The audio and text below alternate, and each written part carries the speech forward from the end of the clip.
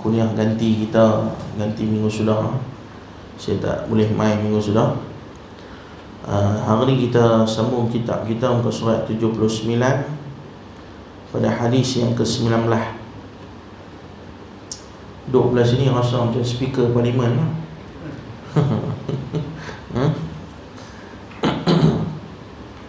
Membaca Al-Quran sebelum tidur. Kita tinggalkan hadis tu sebab hadis tu silap. Hadis tu silap. Hadis tu sama dengan hadis yang ke 17. Sama dengan hadis yang ke 17. Di bawah tu dia bubuh ertinya daripada Abi Mas'ud radhiyallahu an, katanya Rasulullah sallallahu alaihi wasallam telah bersabda, sesiapa yang membaca 2 ayat terakhir daripada surah Al-Baqarah pada setiap malam, ia akan dicukupinya. Tapi matan hadis di atas tu tak betul ya. An Ibni Mas'ud radhiyallahu anhu qala Rasulullah, tu semua tak betul. Yang tu maksud yang lain. Matan hadis yang sebenarnya, man qara'a bil ayataini min akhir suratil Baqarah fi lailatin kafatahu. Yang lebih tepatnya macam itulah matan hadis. Jadi yang atas tu kira pangkah. Matan hadis di atas tu pangkah.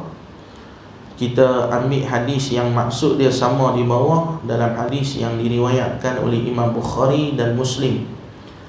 Dalam hadis Bukhari 5009 nombor dia, dalam Sahih Muslim 808 kalau tak silap saya. Man qara'a bil ayataini min akhir suratil Baqarah fi lailatin kafatahu. Nabi kata, siapa-siapa yang membaca 2 ayat terakhir daripada suratul Baqarah pada setiap malam, ia akan dicukupinya. Perkataan yang perlu pada penafsiran yang panjang adalah dicukupinya. Kan? Kita tengok tu apa yang dia nak bagi tahu di sini. Hadis ini menyatakan tentang kelebihan membaca Al-Quran sebelum tidur. Di antara ayat yang perlu diamalkan ialah 2 ayat yang terakhir dalam surah Al-Baqarah. Ayat ini juga dikenali sebagai khawatimus suratul Baqarah, iaitu penutup surah Al-Baqarah. Ia mempunyai fadilat yang sangat besar bagi sesiapa yang beramal dengannya. Sesiapa yang membacanya beserta dengan surah Al-Fatihah sebelum tidur, nescaya akan dipelihara oleh Allah Ta'ala. Dalam hadis ni dia bagi tahu kat kita, kata 2 ayat daripada suratul Baqarah, kan? Amana rasulu bima unzila ilaihi min rabbih wal mu'minun kullun amana billahi wa malaikatihi wa kutubihi wa rusulihi la nufarriqu baina ahadin min rusulihi wa qalu sami'na wa ata'na ghufranaka rabbana wa ilaikal masir. Itu satu ayat 285. La yukallifullahu nafsan illa us'aha laha ma kasabat wa 'alaiha ma iktasabat rabbana la tu'akhidhna in nasina aw akhta'na rabbana wa la tahmil 'alaina isran kama hamaltahu 'ala alladhina min qablina rabbana wa la tuhammilna ma la taqata lana bih wa'fu 'anna waghfir lana warhamna anta maulana fansurna 'alal qaumil kafirin. Yang tu ayat 286, ayat yang terakhir. Kan? 2 ayat ni Nabi suruh baca. Dan dalam hadis yang lain, Nabi juga suruh kita baca suratul Fatihah sebelum tidur. Dan ada juga dalam hadis yang lain, Nabi suruh kita baca dengan tiga kul. Kan? Kulhu, kul a'udzu birabbil falaq, dengan kul a'udzu birabbin nas. Jadi ada 3 surah. Jadi semua dia Fatihah, 3 kul, lepas tu 2 ayat daripada suratul Baqarah, lepas tu kalau boleh tasbih dengan zikir Fatimah, ya, subhanallah 33 kali, alhamdulillah 33 kali, Allahu akbar 33 kali. Maka yang tu kelengkapan amalan sebelum kita tidur. Nak tambah martabat lebih ni, sebelum tidur baca surah Al-Mulk sekali 30 ayat. Kan? Kalau yang tu semua kita buat, memang tak ada baca Facebook, tak ada baca WhatsApp lah. Kan? Memang tak ada lah. Tapi kalau baca Facebook, WhatsApp, memang yang tu tak ada buat lah. Kan? Saya baca, scroll, lina tu. Kan? Itu antara amalan yang kita kena buat sebelum tidur. Hadis ni, hadis yang sahih. Martabat dia sahih sebab sahih yang sangat tinggi, sebab diriwayatkan dalam dua kitab hadis yang sahih, iaitu Bukhari dan Imam Muslim. Dia kata apa di sini? Ulama telah menyebut di dalam berbagai kitab hadis yang menceritakan berkenaan keistimewaan ayat ini. Ayat ini disimpan di khazanah Allah Subhanahu wa taala yang berada di sisinya. Satu riwayat menyatakan dua ayat ini diturunkan bersama-sama suratul Fatihah dengan diiringi oleh para malaikat sebagai hadiah kepada Nabi sallallahu alaihi wasallam yang tidak diberikan pada mana-mana nabi dan rasul-rasul yang lain, iaitu suratul Fatihah dan penutup surah Al-Baqarah. Mengikut satu riwayat yang lain, ayat ini dinyatakan sebagai hadiah kepada Nabi dalam peristiwa Isra' Mi'raj, ketika Nabi diangkat ke langit menghadap Allah Ta'ala di Sidratul Muntaha, tempat yang tidak boleh disampai oleh malaikat Jibril. Ketika menghadap Allah Ta'ala, dinyatakan hadiah kepadanya, iaitu penutup surah Al-Baqarah. Dan ada riwayat hadis yang menceritakan bahawasanya satu riwayat kata dua ayat yang terakhir daripada suratul Baqarah ni datang bersama dengan suratul Fatihah, dihadiahkan kepada Nabi sallallahu alaihi wasallam. Sedangkan dalam riwayat yang lain, dalam hadis yang lain, dikatakan dalam peristiwa Isra' wal Mi'raj, waktu Nabi dibawa berjalan oleh malaikat Jibril alaihissalam, tapi bila sampai di Sidratul Muntaha, malaikat Jibril tak boleh naik lah. Maka Nabi seorang yang naik jumpa dengan Allah Ta'ala. Maka waktu tu Allah memberi hadiah akan dua ayat ni kepada Nabi sallallahu alaihi wasallam. Dan ada juga hadis yang menceritakan ayat ni turun mai dekat Nabi Muhammad. Dua ayat ni turun selepas turunnya ayat yang sebelumnya, ayat 284. Dan dalam ayat 284 Allah Ta'ala sebut, lillahi ma fis samawati wa ma fil ard wa in tubdu ma fi anfusikum aw tukhfuhu yuhasibukum bihillah fayaghfiru liman yasha wa yu'adzibu man yasha wallahu ala kulli syai'in qadir. Ayat tu bila turun dekat sahabat baca, depa faham, depa jadi susah hati. Depa jadi susah hati sangat-sangat. Sampai sahabat mai jumpa Nabi sallallahu alaihi wasallam. Kalau ayat ni turun, dia kira macam bagi kami raplah. Ayat ni cerita pasal apa? Ayat 284 dia cerita pasal lillahi ma fis samawati wa ma fil ard. Dia kata apa? Segala yang ada di langit dan yang ada di bumi adalah kepunyaan Allah. Ya? Wa in tubdu ma fi anfusikum aw tukhfuhu yuhasibukum bihillah. Ayat ni yang bagi sahabat raplah. Ayat ni yang buat bagi sahabat jadi raplah, tension. Pasal apa? Ayat ni kata apa? Dan jika kamu melahirkan apa yang ada dalam hati kamu dan kamu sembunyikan apa yang ada dalam hati kamu, nescaya Allah Ta'ala hitung semuanya. Jadi sahabat pening kan? Apa yang zahir dan apa yang tersembunyi dalam hati, semua tu Allah Ta'ala hitung, Allah Ta'ala kira. Sahabat pun pergi jumpa Nabi, ya Rasulullah, kalau ayat ni turun kami rasa berat. Pasal apa? Pasal apa yang lintas dalam hati kami pun Allah Ta'ala tahu. Selalunya kita sebagai manusia, kita kena menghukum manusia dengan satu hukuman yang zahir. Satu hukuman yang zahir. Kita tak boleh hukum manusia dengan satu hukuman yang kita rasa benda tu betul, padahal benda tu tak betul. Semalam heboh isu apa? Isu apa semalam heboh? Tak tahu. Sejuk lena semua lena Okey, isu apa heboh? Isu perempuan Melayu kahwin dengan lelaki Sikh, ketua OKI tu. Tak tahu? Tak tahu heboh isu tu semalam. Kahwin di Jalan Dar di Panjab. Buat ritual agama, pusing api suci di satu kuil Sikh di Panjab. Pemain hoki itu, wanita tu orang Malaysia lah. Dia kahwin dengan ketua pasukan hoki daripada India. Tak tahu apa nampak ni. Bukan. Perempuan Melayu. Najwa nama dia, Ili Najwa, pemain pasukan hoki Malaysia. Mak dia pun dulu main hoki di Malaysia. Jadi heboh ramai. Saya pun mula tengok geram kau lah kan. Geram lah pasal ni satu orang Islam yang kita hukum dari sudut zahir, nampak macam seolah-olah dia telah menukar agama kan. Dia sujud dalam kuil Sikh tu, kemudian dia pusing api suci dengan laki dia dan sebagainya kan.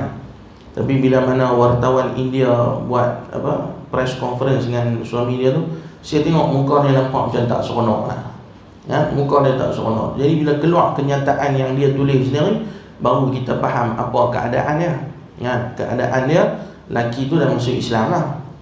Sebelum tu satu Malaysia marah lah sebenarnya kan. Siap dengan kerajaan semua kena bantai apa semua habis kan. Okay? Ya, macam-macam lah. Jadi bila dia keluarkan isu, dia kata laki tu dah masuk Islam dah. Tahun sudah kan, 2 tahun sudah masuk Islam kan. Lepas tu dah akad nikah dah secara Islam kan? Dan dia mengaku kerana kejahilan dia terpaksa mengikuti ritual perkahwinan dari sudut agama Sikh. Dan dia pun buat satu kesalahan yang besar lah. Kesalahan tu adalah kesalahan yang melibatkan akidah ya, maka wajib atas diri dia untuk bertaubat kepada Allah Subhanahu wa ta'ala. Dia mengaku kata dia tak tukar agama pun ya, dia masih lagi agama Islam. Cuma orang Panjab nak panggil nama dia Ili Najwa susah, dia pergi tukar nama dia pun Nafprit Kaur ya, yang tu saja ya. Tapi semua ni dah lecah dia cerita lah ya. Tapi kita hukum atas zahir ya, kita tak boleh hukum atas batin. Atas zahir dia yang dia mengaku dia masih lagi agama Islam, maka hukum yang kita kena bagi macam ni ya. Dia mengaku dia masih Islam, dia mengaku atas kejahilan dia disilap pergi buat ritual perkahwinan terpaksa nak kena ikut ritual perkahwinan tu sampai ke tahap sujud dan pusing api suci tu. Memang video jelas-jelas ada lah.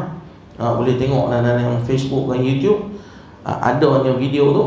Maka kita hukum dia atas zahir dia. Itu batasan kita sebagai manusia. Tetapi Allah Ta'ala dia tahu apa yang terbersih daripada hati sanubari kita. Allah tahu ya? Manusia tak boleh hukum apa yang ada dalam hati orang. Manusia hanya boleh hukum apa yang zahir di kalangan apa yang ada pada manusia tu.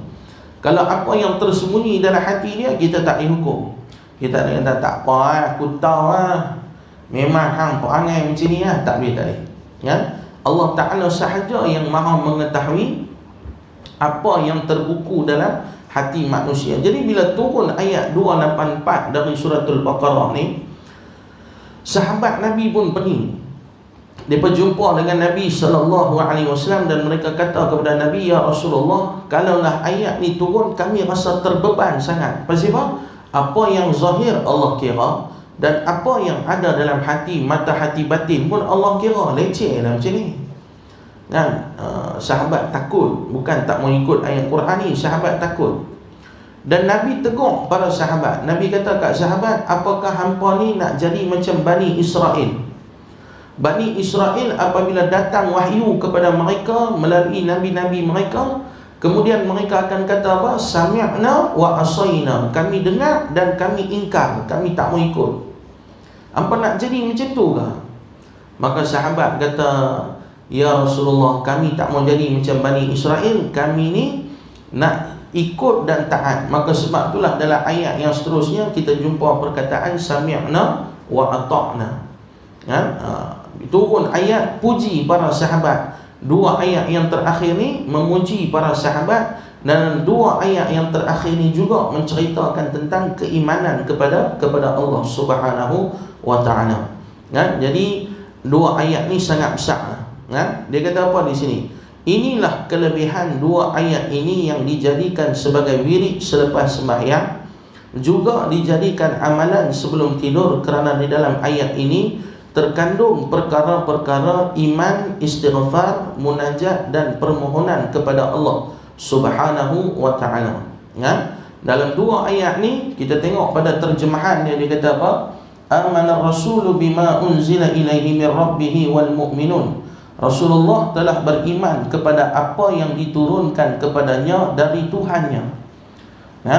Rasulullah ni telah beriman kepada apa yang Allah Ta'ala turunkan kepada dia. Dan juga orang-orang yang beriman, semuanya beriman kepada Allah dan malaikatnya dan kitab-kitabnya dan Rasulnya. Dan maka Allah tambah lagi, bukan dekat Rasulullah ya. Dan orang beriman pun beriman dengan Rasulullah.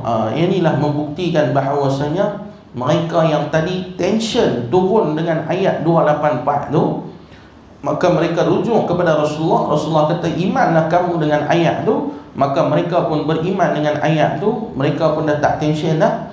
Maka waktu tu turun ayat ni puji para nabi dan juga para sahabat tadi. Dan mereka berkata bahawa waqalu sami'na wa ata'na ghufranaka rabbana wa ilaikal masir. Kami dengar dan taat dan kami mohon keampunan kepada Tuhan kami dan kepadamu jualah tempat kembali. Ya, memang betul Allah Ta'ala Maha mengetahui apa yang ada dalam hati kita. Tapi Allah Ta'ala juga lah ghufranak, Tuhan yang memberi keampunan kepada hamba dia. Apa yang terlintas dalam hati, hamba dia patah balik, takut. Tadi dalam hati tu fikir nak pitikan nombor ekor contoh ya, naik motor berdarah pergi mana tutur orang Magnum ke apa nak pitikan nombor ekor pening kepala, fikir PB lah, COVID-19, duit tak ada kan. Dia dah sekali ni sekali ya, nak terlepas kok lah dapat berapa ke first price, harga bagus ya kan, terlepas masalah pusat, lepas ni aku tobat tak mau minyak. Dah pi dah sampai ke depan pintu Toto tu, dah turun motor dah nak masuk tu, tiba-tiba hati dia kata astagfirullah, apalah aku ni ya, dalam hati dia terlintas ya, susah-susah aku pun haram ni bukan jalan dia. Dia teringat lagu tu, takut nanti aku diazab oleh Allah. Maka dia tak jadi nak pergi main judi tu, terlintas dalam hati dia tak jadi. Yang tu menjadi keampunan Allah Ta'ala ke atas diri dia kan? Daripada dia nak on the way nak pergi buat maksiat, tiba-tiba dia patah balik, tak jadi buat maksiat ya? Maka itulah yang ada pada manusia. Allah Ta'ala memberi keampunan. Dan dalam pada ayat 286 Allah kata apa? La yukallifullahu nafsan illa us'aha. Yang ini satu kemuliaan yang Allah Ta'ala berikan kepada umat Nabi Muhammad SAW. Allah kata apa? Aku tidak akan membebani seseorang itu melainkan apa yang telah mampu ke atas diri dia untuk dia tanggung ya? La yukallifullahu nafsan illa us'aha. Dan Allah takkan uji kita di luar kemampuan kita.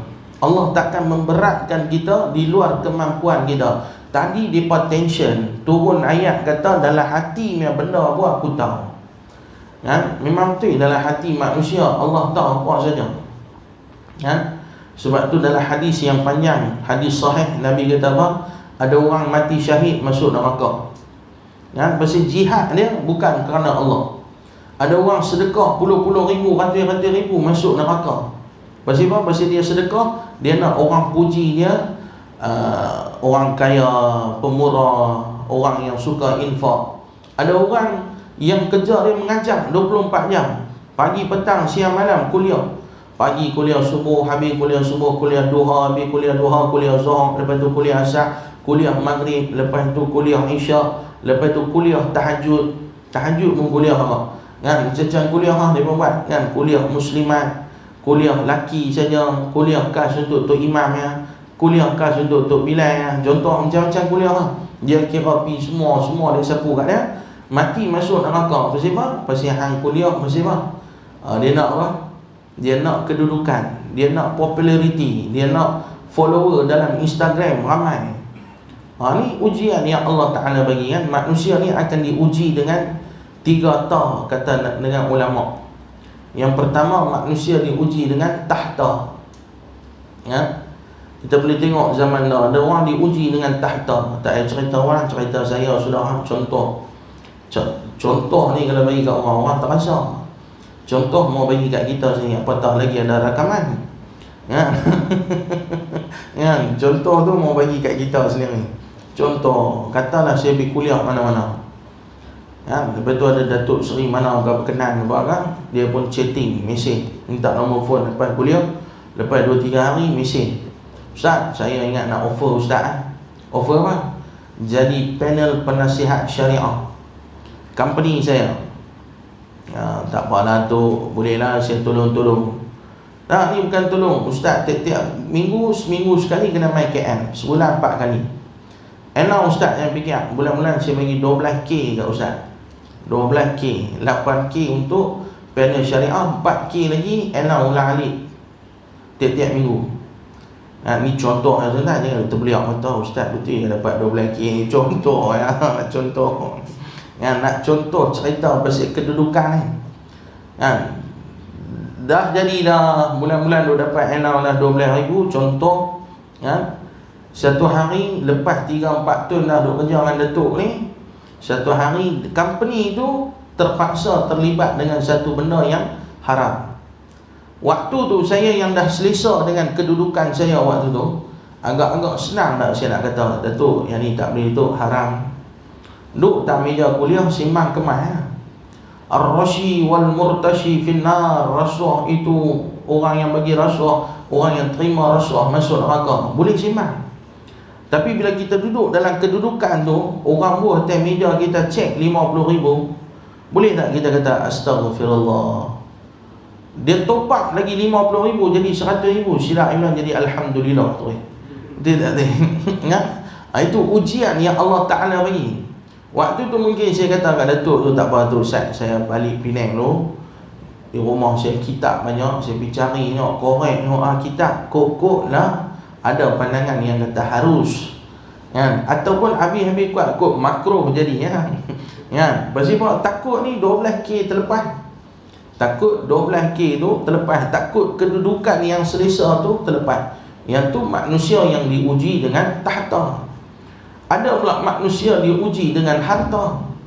Tak mau cerita cerita saya jugalah, contoh saya yang jahat semua main kat saya, yang baik-baik mau hampa ambil contoh pi kuliah, contoh pi kuliah mami tu duit banyak habis keluar kuliah tu, mami tu main jumpa Ustaz, mami duk teringat lama dah nak bagi kat Ustaz. Bagi apa? Ada sikit mami nak bagi Ustaz, ambil sudah, jangan buka lah ni, sehari balik rumah baru buka.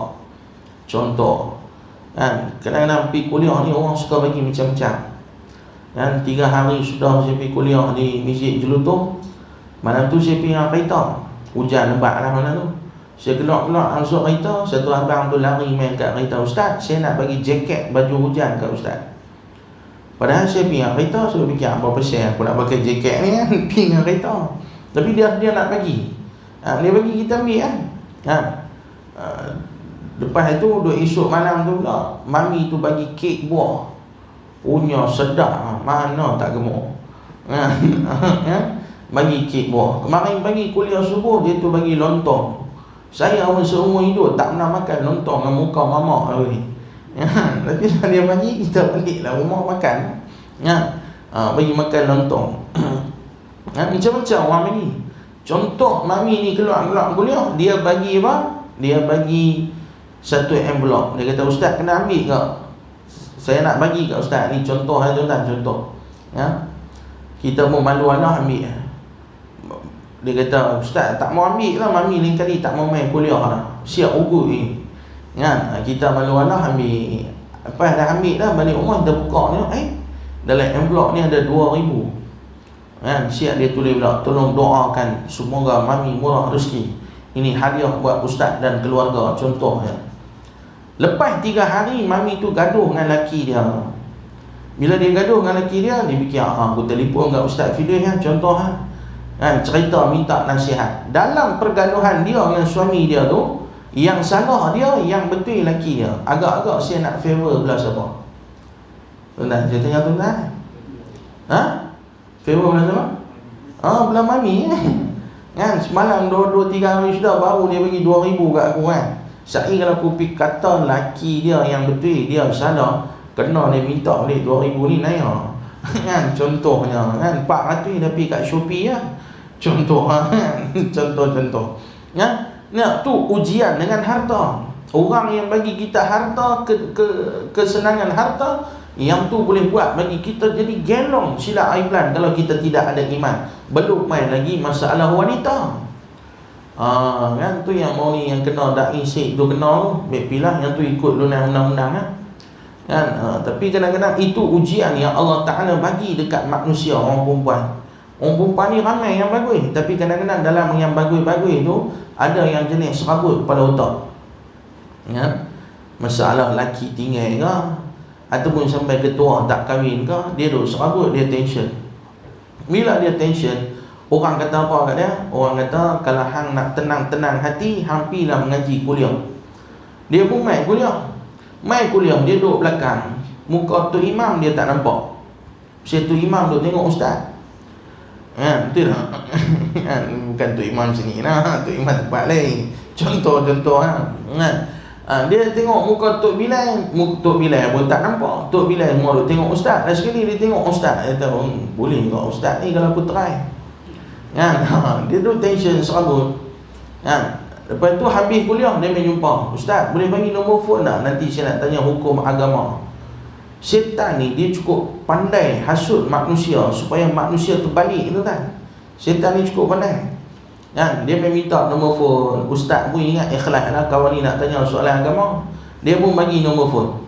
Bagi nombor phone, lepas tu dia hantar mesej, Assalamualaikum ustaz, malam ni ustaz free tak? Saya rasa tak sedap kalau nak mesej, kena cakap baru puas nak tanya hukum. Kita kata tak apa, lepas isyak telefon saya. Dia pun telefon lepas isyak, ustaz saya ni ada masalah besar. Yang saya rasa kalau masalah ni dibawa kepada Datuk Mufti pun tak boleh settle. Nampak dia buat ayat je lah. Ni ayat kemas Mufti pun tak boleh settle. Hanya ustaz seorang yang boleh settle masalah saya. Yang ni bukan contoh, ni cerita betul. Ni cerita betul. Perempuan tu dia telefon saya tengah malam, dia kata ustaz seorang yang boleh selesai masalah saya. Apa masalah dia? Masalah dia ustaz, saya teringin sangat supaya ustaz jadi imam saya. Nampak tak? Ni masalah dia. Patut Datuk Mufti tak boleh. Dia guna ayat ketika cinta bertasbih. Dikutip dalam novel mana dia main cerita kat kita tentang ujian lah, ujian. Kalau yang mai tu muka macam hantu raya tak apa. Dia tak kan? Boleh kita tolak orang silat tai chi orang kuat awal-awal. Tapi kalau yang mai muka macam Asywarya Rai, macam mana betul? Macam mana betul? Silat kan doktor pun kembali. Pening kita. Tu ujian yang Allah Ta'ala bagi tentang wanita. Tu contoh kan. Jadi maka sebab tu kita hidup atas dunia ni, kita kena ada perlindungan. Maka bacaan ayat-ayat Quran ni adalah benda yang akan melindung keimanan kita. Apatah lagi benda yang ada di sini, sebab kita tak mau hati kita jadi rosak. Kita tak mau hati kita jadi rosak. Maka sebab itulah dua ayat ni termasuk dalam wirid yang disuruh oleh para alim ulama. Bahkan dalam Al-Maqsurat yang disusun oleh Imam Hasan Al-Banna, orang nak baca setiap pagi yang setiap petang tu Al-Maqsurat. Saya dulu masa di college dulu rajinlah dua amal benda tu. Rajin amal benda tu. Dimasukkan dua ayat ni di dalam zikir harian, wirid harian. Maka kita kalau boleh tuan-tuan, dua ayat ni jangan tinggal, hafal dan kita baca. Kita tengok sikit sebagai penutup dia, yang paling banyak di sini menceritakan tentang apa yang Nabi habaq tadi, kafatahu, yang kata yang dicukupkan kepada dia tu apa maksud dia. Tadi saya kata awal-awal kan, perkataan dia, siapa yang membaca dua ayat terakhir dari surah Baqarah pada tiap-tiap malam, ia akan dicukupinya. Apa yang dicukupi tu? Kita tengok di sini. Para ulama mengertikan makna yang dicukupinya, iaitu dicukupinya untuk mencapai apa yang dicita-citakannya, atau dicukupinya daripada bangun malam untuk beribadat. Berkata Imam Nawawi rahimahumullahu ta'ala, maksud yang tepat daripada makna dicukupi iaitu untuk memperoleh apa yang diharap dan daripada bangun malam. Dalam kitab ni dia bagi sikit ya. Dia bagi sikit ya. Dia kata apa? yang kata makna dicukupi untuk seseorang yang baca 2 ayat sebelum tidur ni, maka apa saya cita-cita dia akan tercapai. Dicukupi untuknya, akan dipermudahkan urusan ni untuk bangun tahajud di waktu malam. Tu kata dengan dalam kitab ni. Dan dia petik juga Imam Nawawi kata yang dicukupi untuknya tu memperoleh apa yang diharap dan daripada bangun malam, kan? Itu apa yang Imam Nawawi sebut.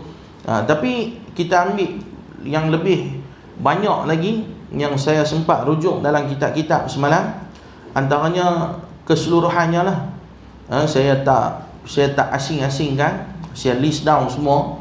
Antaranya Al-Hafiz Imam Ibn Hajar Al-Asqalani ketika mana mensyarahkan hadis ni, Imam An-Nawawi ketika mana mensyarahkan hadis ni, Al-Qadhi Iyad dalam dalam kitab syarah Riyadhus Salihin kalau tak silap saya, mensyarahkan tentang hadis-hadis ni. Mereka mengatakan apa maksud dicukupi bagi orang yang baca 2 ayat daripada suratul Baqarah yang terakhir 285 dan 286. Apa kelebihan yang dia akan dapat? Yang pertama, dicukupkan baginya akan qiyamul lail.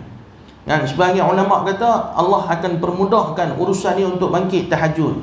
Sebahagian ulama kata 2 ayat yang dia baca itulah menggantikan pahala qiyamul lail sepanjang malam. Ada yang kata macam tu. Ada yang kata 2 ayat ni kalau kita baca, kita memadailah bagi kita seperti mana kita membaca Al-Quran di dalam dan di luar solat. Ada ulama kata macam tu, yang dicukupkan padanya. Ada yang kata ayat ni bila kita baca akan terjaga dan terjaminnya akidah kita, sebab dalam ayat ni menceritakan tentang keimanan dan akidah. Ada ulama kata orang yang baca 2 ayat ni sebelum tidur akan terselamat daripada keburukan. Tu satu, keburukan yang umum, apa saja benda buruk, termasuklah COVID-19. Tidak kan? Salah satu benda yang boleh kita amal supaya kita selamat daripada bahaya COVID-19. Pasal ulama kata buruk yang umum. Lepas tu ulama kata pula seterusnya, orang yang baca 2 ayat ni akan terselamat daripada keburukan syaitan. Dia akan selamat daripada gangguan syaitan. Yang ketiga pula dia kata apa? Khususkan lagi pula, orang yang baca 2 ayat ni akan terselamat daripada gangguan jin dan manusia. Kan? Manusia nak buat jahat dia, manusia nak sihir dia, manusia nak dengki dekat dia, manusia nak kenakan ainul hasid. Kan kita pernah sebut di sini kan, ada penyakit yang susah nak cari ubat ataupun tak ada ubat, iaitu penyakit terkenanya mata. Dia tak pergi jumpa Tok Bomo pun, suruh jampi-jampi dekat Kelawar ke, jampi-jampi kat Kuala-Kuala ke, lepas kat kita, tak payah. Dia cukup tengok, aku ni tak kenal dia, kawan ni tukar kereta baru, contoh. Kawan ni hidup senang dengan bini dia, bahagia, tak pernah. Dia tengok lagu tu saja, dengan hati dia rasa dengki, dan pandangan mata dia, orang Penang kata apa? Kena mata. Kena mata. Kena mata. Kena mata kawan tu, sedangkan hati dia dengki kat kita, kita boleh kena sakit macam kena sihir. Jadi kita harap sangat apa amalan kita tu dia jadi shield, dia jadi shield apa Melayu kata? Benteng, dinding tu ni. Boleh biar dinding kan. Benteng. Dia jadi benteng, dia jadi penghalang supaya tidak terkena benda-benda buruk kepada diri kita. Dan cukup baginya, bagi orang yang baca 2 ayat ni adalah mendapat kebaikan. Allah Ta'ala akan bagi kebaikan ke atas diri dia. Dan termasuk juga pandangan Imam Al-Qadhi Iyad, dia kata apa? Dijauhkan daripada penyakit. Dikhususkan, dia kata apa? Imam Nawawi pun kata juga dalam kitab Syarah Sahih Muslim, dia kata siapa yang baca 2 ayat ni malam sebelum tidur, mudah-mudahan Allah jauhkan dia daripada penyakit, daripada apa-apa penyakit. Dan Allah jauhkan dia daripada gangguan jin dan syaitan. Allah jauhkan dia, dan dia kata apa? Dan orang yang baca 2 ayat ni, maka dia tergolong sebagai orang yang tergantung hatinya kepada Al-Quran. Tergantung hatinya kepada Al-Quran. Dan orang yang baca ayat ni, itu akan menjadi pengganti kepada zikir. Dia jadi pengganti kepada zikir. Sebaik-baik zikir ni adalah ayat Quran. Dan kemudian hadis Nabi sallallahu alaihi wasallam. Kan? Ayat Quran tu dijadikan sebagai zikir. Maka kita pun bacalah dua ayat ni pada tidur waktu malam sebagai zikrullah kita. Dan di dalamnya terdapat doa kepada Allah Subhanahu wa taala. Itu antara kelebihan yang terkait kepada perkataan kafatahu, dicukupkan bagi seseorang yang membaca dua ayat ni. Jadi kita boleh jadikan ianya sebagai amalan. Mudah-mudahan Allah jadikan kita orang yang selamat dan mendapat semua kelebihan yang disebutkan oleh para ulama di dalam kitab-kitab ketika mana mensyarahkan hadis ni. Wallahu ta'ala a'lam. Cukup hujan hujan dah bagi kuliah pendek sudah. Ya, soalan. Ya. Macam mana? Boleh. Kita boleh beramal ayat Quran tu waktu siang, tapi untuk mendapat fadilat untuk mendapat fadilat daripada ayat kelebihan yang khusus daripada benda ni, kita kena kaitkan dia dengan malam. Sebab dalam hadis ni dia kata man qara'a, siapa-siapa yang baca bil ayataini, dua ayat ni min akhir suratil Baqarah. Nabi kata yang baca dua ayat ni daripada dua ayat yang terakhir suratul Baqarah fi lailatin, pada waktu malam. Maksudnya waktu sebelum tidur. Boleh kita nak baca di waktu siang, tak ada masalah, boleh dijadikan sebagai zikrullah. Tetapi untuk dapat fadilat yang khusus, kafatahu, akan dicukupkan baginya. Yang dicukupkan baginya tu tadi kita list down banyak dah tu untuk dapat semua kelebihan tu, maka lebih baik kita amal di waktu malam. Maknanya kata sebelum tidur kita baca. Yang kita buat waktu siang pun boleh, tak ada masalah. Tapi kita buat pada waktu malam, fi lailatin tu maksud kata bermulanya daripada solat maghrib. Bermulanya daripada solat maghrib. Tetapi ulama mensyarahkan lebih baik dibaca ketika mana sebelum kita jadi amalan sebelum tidur. Jadi amalan sebelum tidur. Wallahu ta'ala a'lam. Cukup takat tu pada pagi ni. Mudah-mudahan kita dapat manfaat insya-Allah daripada kuliah yang akan datang. Kita cerita tentang kelebihan ayatul kursi pula. Yang ni mungkin panjang sikit lah nak syarah pasal ayatul kursi. Ada satu kitab yang tebal menceritakan tentang kelebihan ayatul kursi nanti kita ambil sikit-sikit lah intipati yang boleh kita belajar pada kuliah insya-Allah pada tahun hadapan. Bukan pada bulan depan, tahun hadapan. Kita baca doa begini. A'udzubillahi samil alim minasyaitonir rajim. Bismillahirrahmanirrahim. Alhamdulillahirabbil alamin. Wassalatu wassalamu ala asyrafil anbiya'i wal mursalin sayyidina wa maulana Muhammadin wa ala alihi wa sahbihi ajma'in. Allahumma inna nas'aluka salamatan fid din wa afiyatan fil jasad wa ziyadatan fil ilmi wa barakatan fil rizqi wa taubatan qabla al maut wa rahmatan 'inda al maut wa maghfiratan ba'da al maut. Allahumma hawwin 'alaina fi sakaratil maut wan najata minan nar wa'fu 'anna al hisab. Idfa' 'anna ya Allah minal waba' wal bala. Idfa' 'anna ya Allah minal waba' wal bala. Idfa' 'anna ya Allah minal waba' wal bala wal riba wal fahsya'i wal munkar. Rabbana hab lana min azwajina wa dhurriyyatina qurrata 'ayunin waj'alna lil muttaqina imama. Rabbana atina fid dunya hasanah wa fil akhirati hasanah wa qina 'adzaban nar. Walhamdulillahi rabbil alamin. Taqabbalallahu minkum minna wa minkum taqabbalan karim. Aqulu qawli hadza wa astaghfirullahal azim. Assalamualaikum warahmatullahi wabarakatuh. Minta tolak bala. Idfa'anna ya Allah minal waba' wal bala.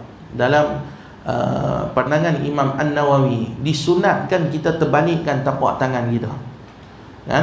Disunatkan kita terbalikkan tapak tangan kita, khusus pada doa minta tolak bala.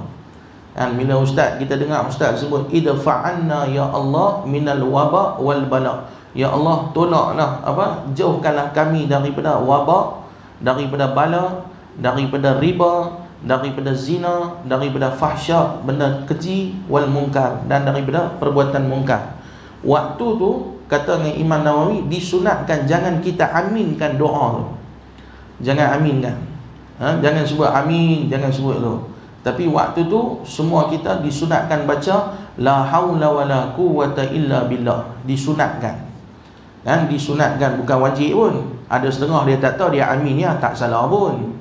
Kan, tapi disunatkan baca la haula wala quwwata illa billah. Bila tengok ustaz kali tepuk tangan tu ya, kita pun la haula wala quwwata illa billah. Contoh kan. Tapi yang kali ni pun sunat. Kalau nak buat macam ni pun tak ada masalah. Kan? Nak kali macam ni pun tak ada masalah. Kan? Jangan kita rasa pelik dengan benda tu. Kan? Sebab Nabi pun pernah buat sebagai tanda menolak daripada bala. Kan? Yang ni minta, yang ni tolak. Jadi sesuai lah. Kan? Tapi kalau kita tak tahu, kita ya pergi macam ni tak ada masalah. Sebab macam ni pun sunat, macam ni pun sunat. Boleh saja. Kan? Wallahu ta'ala a'lam.